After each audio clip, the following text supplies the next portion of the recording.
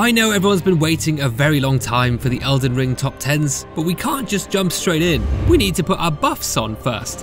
Golden Vow, Bestial Vitality, Flame grant me strength, Potion, Black Flame's Protection, Dragon Bolt's Blessing, Potion.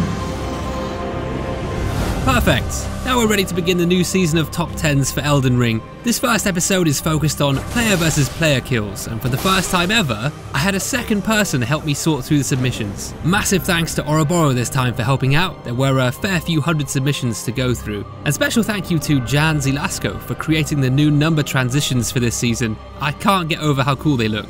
Alright, with the thank yous out the way, it's time to look at what's been happening in the lands between.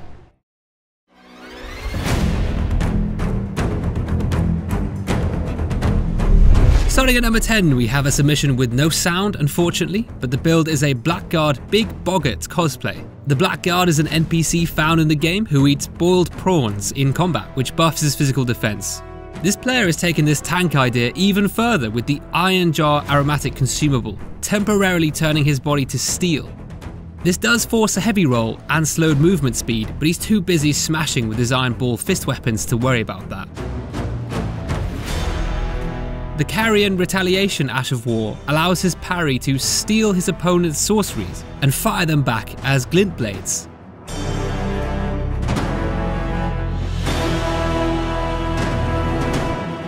It's such a power move to be able to take on a 3-player elevator ambush while appearing relaxed. That poor third summon was swinging around a hammer the size of an anvil. And it barely tickled, it did nothing. Dogger X at number 9 sends in a clip he's titled "Respect the Spawn Invincibility," and he's absolutely right.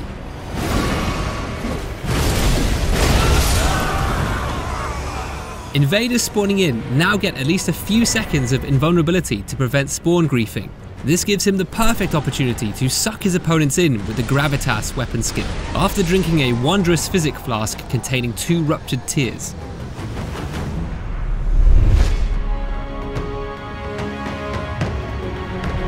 Origami is invading using the Lion Great Bow from the mighty General Radan himself. The team are finishing off another invader and come for him, but this Great Bow has powers you can't even imagine.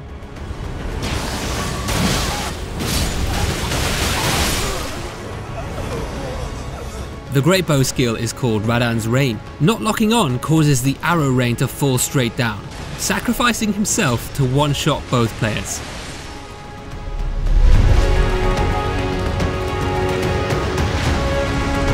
Sky King is invading in the mountaintops of the Giants, and he's employing a devious stealth strategy using the Mimic's Veil, which is a tool that allows the wearer to mimic nearby level objects. It's infinite use, so you can wear it as often as you like, and here in the frozen mountaintops, the object he becomes disguised as is the ghostly deer.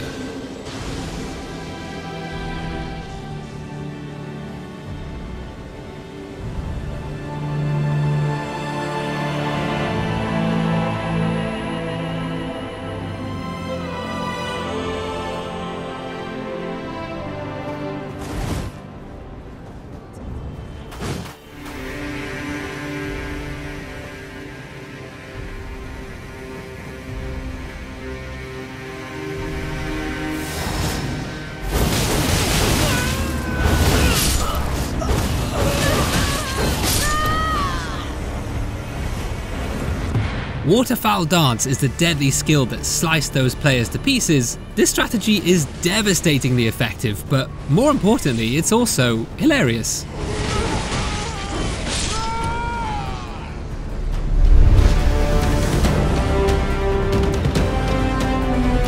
Comrade invades Limgrave at number 6, wielding the Jar Cannon, which is a ballista type weapon, capable of dealing high damage, particularly at low rune levels. He spent some time scoping out the area, searching for the host from his vantage point.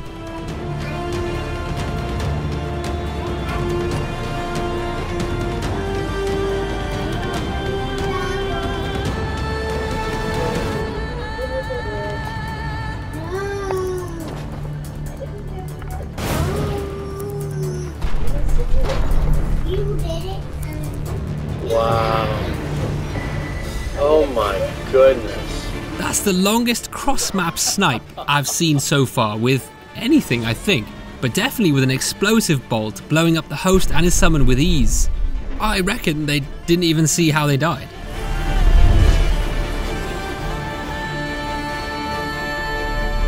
Guy the Funky Man invades into Rhea Lucaria on a pure dexterity rune level 70 build. He's actually ran into a team of 3 players, the worst odds you can have, but at least he's managed to separate one from the pack.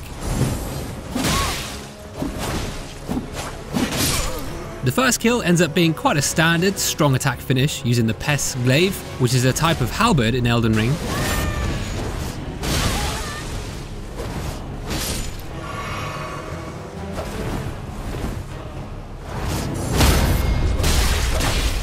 He later misses the riposte on the host. There's the animation, but no damage dealt. However, it sets up a perfect riposte opportunity on the summon.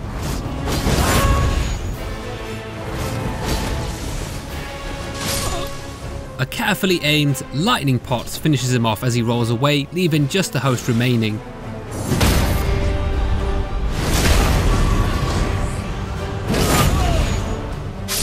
You'll notice each riposte he switched to the Miséricorde, but that has the highest crit stat of all weapons in the game, so it's amazing for backstabs and ripostes.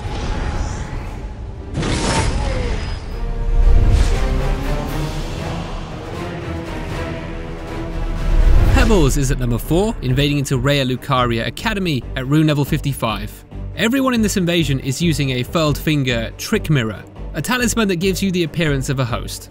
So the first person he greets is a summon, and it seems there's an opportunity to help these players out. Pebbles reveals the location of a secret illusory wall.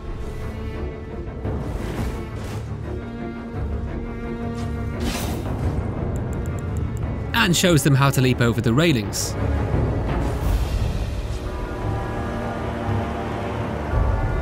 The Hand Ballista is a weapon that fires great bolts capable of smashing poor summons off their feet,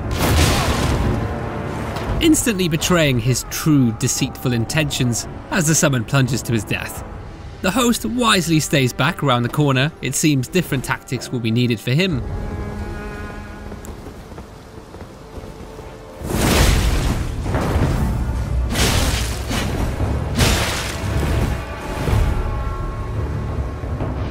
Very well played. That was actually a smart use of the banana peel item. The host never expected that one.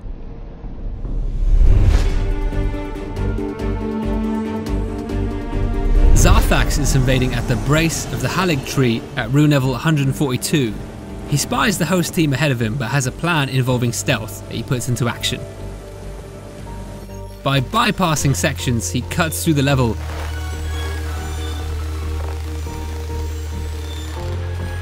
and finds a creative ambush spot to lie in wait.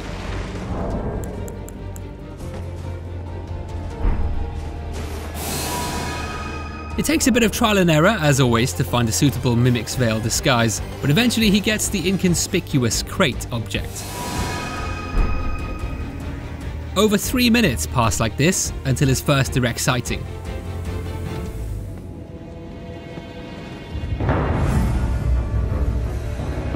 The team of 3 leap down from the rafters. One even ventures forward ahead of the pack.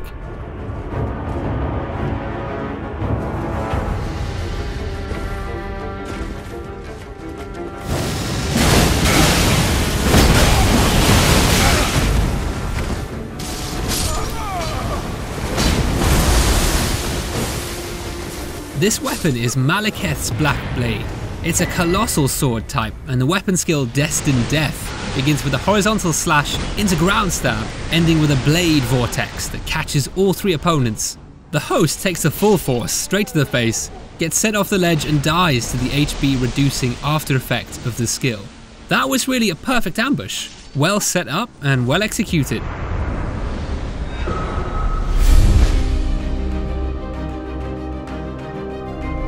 Spooklord Nito is using his Trevor Belmont cosplay from Castlevania. He's invading in Rhea Lucaria, dual-wielding Hoslo's Petal Whips. There's a formidable welcome party to greet him, a strong team of 3 who clearly know what they're doing.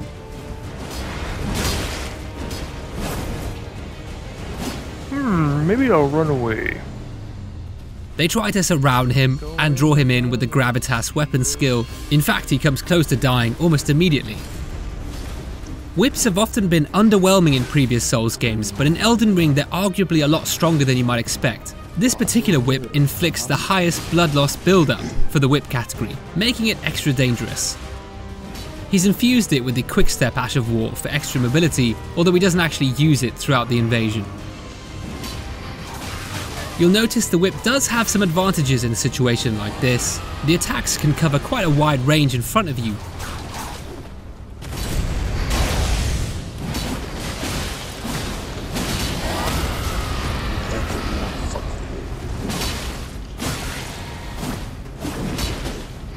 There's the first severe butt clench moment. They trap him against the environment and were a hit away from finishing him. Retreating to the bridge is a fantastic plan, as it helps to eliminate the numbers advantage. It just makes it much harder for them to surround him. He comes very close to finally finishing the host, but almost dies in the process once again.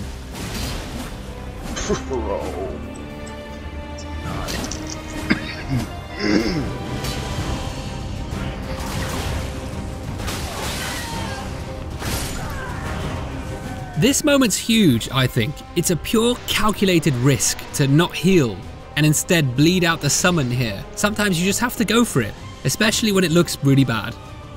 The remaining summon has actually ran out of healing at this point and is the second to fall,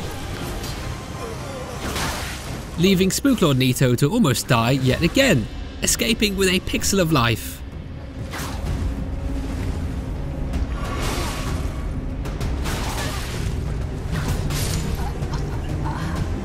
My favourite things about this invasion were the dodges, the luck, the skill, and the tension most of all. Very, very impressive.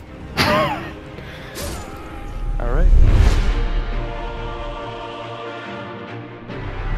Taking the #1 spot this time is Josh Vandy, invading at rune level 150 in the mountaintops of the Giants, chasing down a host fleeing towards the boss fog door.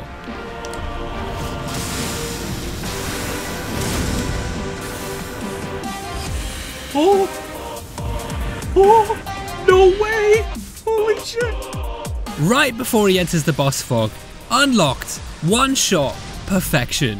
So clearly as he invaded, the host had tagged their friend's summon sign and then sprinted for the boss fog door. Josh had already drank his lightning damage boosting physic, and then the madman decides to hip fire a Hail Mary lightning spear across the ravine.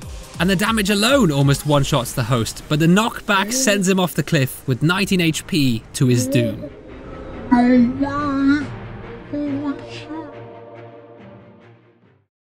Thanks to all the submitters for this first Elden Ring episode. For the next episode, the topic will be top 10 cosplays. This is a fan favourite topic where you can get really creative and design a popular fictional character and roleplay in the game. I've already seen one or two amazing ones from the community, so this should be interesting. Please describe what your character is and where it's from, obviously. Thanks everyone for watching, take care, see you soon.